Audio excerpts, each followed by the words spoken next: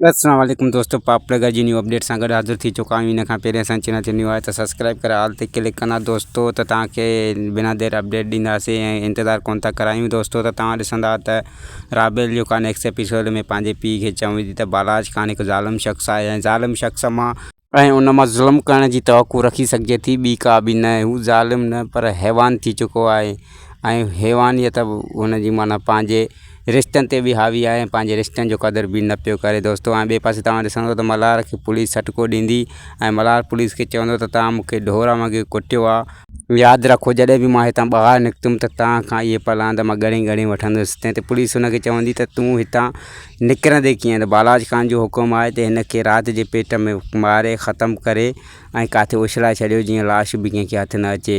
तूं हितां निकिरंदे ई कोन त तूं असांखे मारींदे कीअं। ऐं मल्हार खे जेको आहे त बालाज ख़ान मारणु चाहे थो जीअं राबेल जो रस्तो साफ़ थी वञे ऐं मां हुन सां शादी करे सघां दोस्तों। जी दोस्तों, वरी मिलंदासीं नेक्स्ट अपडेट सां गॾु। ख़ुदा हाफ़िज़ दोस्तों।